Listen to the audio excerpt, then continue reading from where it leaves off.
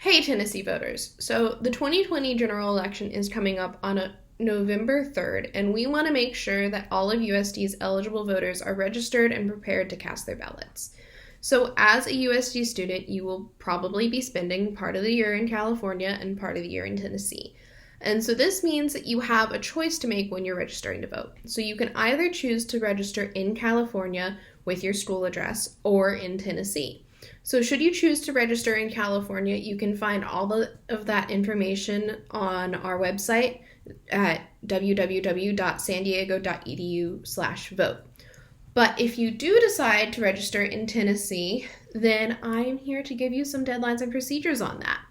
So in order to register to vote in Tennessee, all you have to do is fill out an online form found at ovr.govote.tn.gov. However, in order to use this option, so the online form, you have to have a valid Tennessee driver's license or other form of state-issued ID. So if you don't have that, that's totally fine. You just have to print out a form found at sos.tn.gov and then mail it once it's filled out to your county election commission. And you can find the address for your county election commission at tnsos.org. And so the deadline to register in Tennessee for the 2020 general election is October 4th, but I would recommend registering as soon as possible just to make sure that it all gets processed in time. And so because of the challenges and risks that COVID-19 is posing right now, we strongly recommend that USD voters request an absentee ballot. And so requesting an absentee ballot ensures that your ballot gets mailed to whatever address you list as your location where you receive mail, and that way you don't have to go to your polling location and risk any exposure.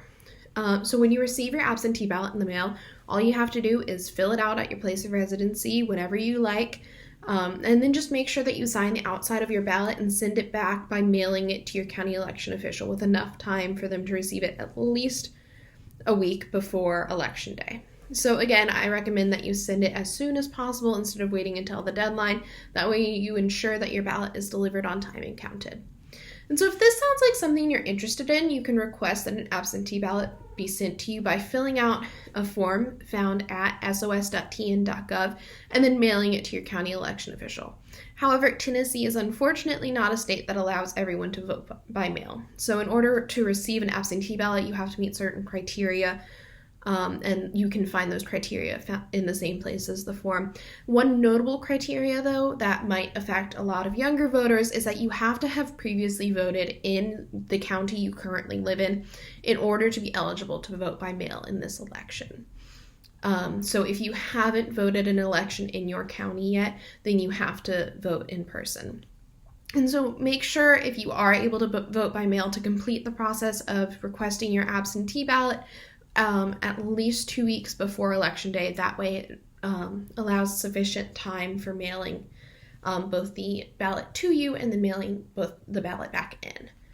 And so if you have any further questions about election information or reminders, USD Votes has a great Instagram page at USD Votes Campaign.